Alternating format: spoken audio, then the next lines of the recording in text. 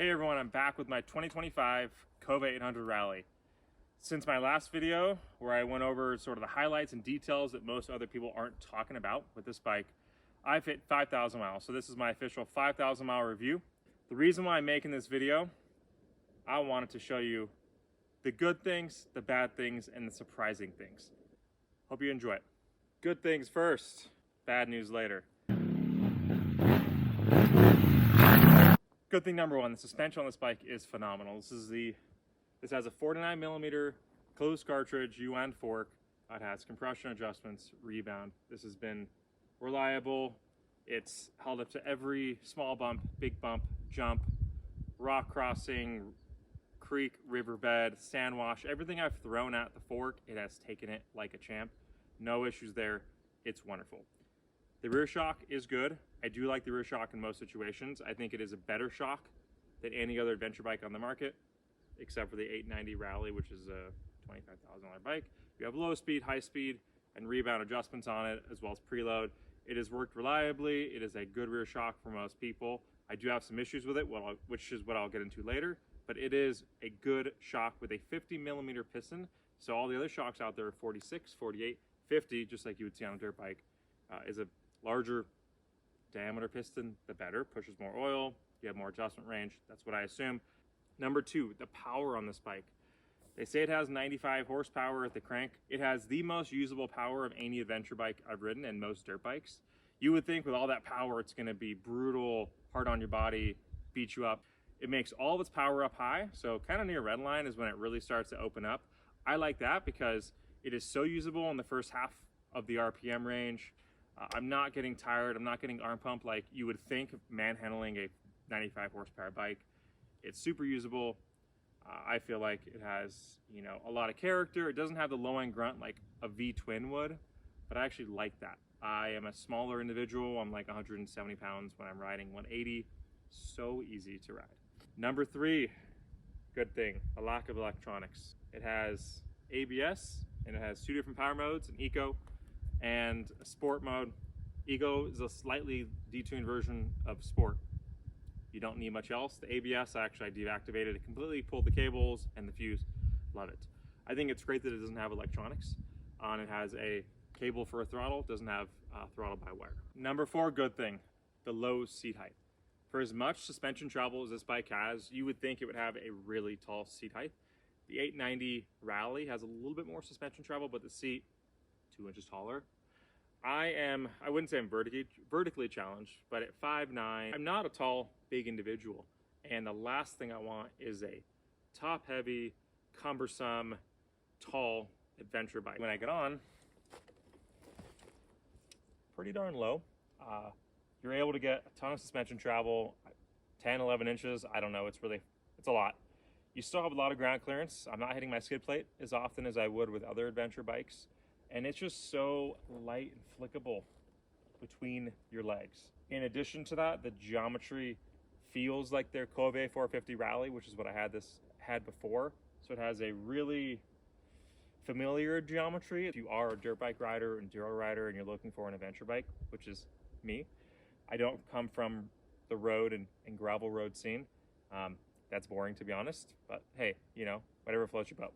Number five, good thing, the simplicity and the simpleness of the bike.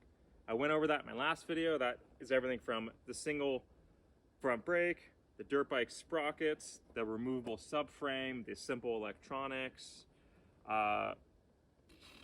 foot pegs, mount. Everything on it is very similar to an enduro bike. It's built pretty well. It's intuitive. It's user-friendly. I've taken about half the bike off, so airbox, gas tank, crash bars, all the fairings. I've taken off most of the rear end, swing arm linkage, wheels, a bunch more stuff, a bunch of the shrouds. I have never owned a bike this complex before, and it was a good transition going from 450 dirt bike to a 300 two-stroke to the 450 Rally, which is a similar bike, to the 800 Rally. It is such an easy transition if you're looking for a bike that's not complicated. This bike does tick a lot of those boxes. So top 5 reasons why this is a good bike, or a great bike in my opinion. 5 bad things, if there are even bad things on the bike. I would say they're annoyances at most, and I think that's pretty good. Number one has got to be the clutch. I believe that the fibers and the plates that Kove sourced from their supplier, whoever it was, they didn't really do a good job. I burned through the clutch plates in the first 1,000 miles. I know a few other people have since then, so that's 4,200 miles since then. I put a pair of Tusk clutch plates and discs, fibers, whatever, from KTM 79890. I went to Rocky Mountain, spent like 80 bucks. Installed them, put them in there, changed the oil. It's been good ever since. Yes, that was annoying. It was going out slowly. It didn't just go out all of a sudden. I think the fibers just aren't very good. Whoever they're sourcing it from, not very good. Number two, which may be surprising, is the rear shock. In my case, I've been racing enduros and doing a lot of desert style whoops and getting the shock really hot. And I did have a shock failure. The shock blew out all of its oil after a race. It happened. I think it was not assembled properly. I was one of the first batches, so maybe that's part of it. The shock just gets really hot, and in my case, I'm riding it like a dirt bike. I'm going to the dirt bike track. I've been to several. I'm doing 100-mile long enduros with a ton of whoops, and I have the confidence to push this bike really fast, which is also crazy. And the shock just gets hot, and it fades and has issues. I hope that for 2028, they make some changes to it. I know there's some aftermarket shocks out there. For me, I need a better rear shock, but I think for most people, you'd be fine. If you're not riding in this situation, 99% of people aren't. That's number two bad thing. Number three, parts are kind of hard to find. I have been able to get everything from Kove USA, a little bit on Alibaba, some from Uncle Wang's, but if you're used to a bike that comes out and you have a plethora of companies, like a dozen companies for every part and thing you need, you're not going to find it. The bike is too new, it's kind of too small for that. It's definitely more popular than an AJP or some of these other SWM, these like off brands, maybe Beta in certain ways. It's harder to find parts. I'm an active member of the Facebook groups, and it's really easy to kind of ask questions, and people have sorted those answers out. So that is a challenge. It's annoying at times, but it's not a deal breaker. Number four is regarding electronics. I'm glad it has a USB port and a USB-C port. I've run camera power off here and phone power. It handles it just fine.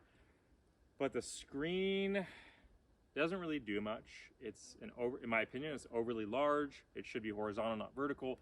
It tells you speed, and it has got a couple cool buttons, but Bluetooth connectivity isn't there. You can't really map with your GPS. So the screen is probably twice as big as it needs to be, and I think that it limits the ability to have like additional units on top and screens and towers and stuff like that.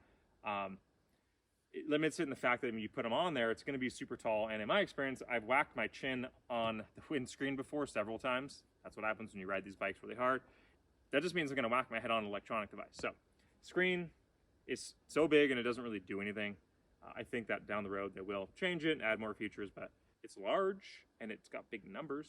Number five, bad thing, the air filter. It comes with a paper air filter, which is really easy to access. It's awesome. I think it's the easiest of all the adventure bikes. It's about as fast as a dirt bike. It's actually in front of the fuel tank, right behind the bars, a couple screws, it takes right out. It comes with a paper air filter, which is really bad. There are upgradable foam air filters. They work well. Just doesn't have enough surface area to handle multiple days of extremely dusty conditions without needing a cleaning. So in my experience, every race I'm changing it. Every couple rides sometimes I'm doing a quick swap and cleaning. I did upgrade to a foam one. I got it from Kove USA. There's some other ones out there. I hope that they add more surface area with a better sealing surface. I haven't had any issues with dirt getting through. It's just a little small, and I'd say undersized. There is an aftermarket airbox that I'm probably going to invest in, a couple $100 with a 3 times or 2 times larger filter, but I would say that's a bad thing. They need a larger air filter. I've gone through the good, the bad, and now I'm going to the surprising parts of it, the things that I didn't expect. There's no number system to them. I'm just going to give you an explanation. Holy crap, is this bike capable? I know concept or no want to buy this and take it to the dirt bike track. I've gone 5 times now. I can keep up with your average C-class rider on this thing just fine. It has enough suspension travel and power. I don't feel out of place riding a dirt bike track. That's not where adventure bikes belong, but it has the geometry, just the cockpit feeling, the suspension, the power. It makes you want to try stupid things. Every time I've let somebody ride it, they've ripped it. And I've had a smile on my face because they're feeling what I'm feeling. It's so capable. Suspension has been surprising. I had no idea you could have adventure bike suspension that was this good. The fork is amazing. The shock is amazing. As I mentioned, I do get too hot sometimes, and that's an issue, but it is so good. I can do pivot turns on it. I can ride single black, some double black local trails. I didn't plan on doing that on this adventure bike. I bought it to do long distance traveling like BDRs and stuff like that, like 3 to 5 day trips. I haven't even done one on the bike because I'm too stoked to ride it as a dirt bike.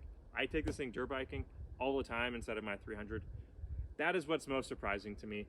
I bought it wanting a capable adventure bike, and I took a risk, and it has absolutely paid off.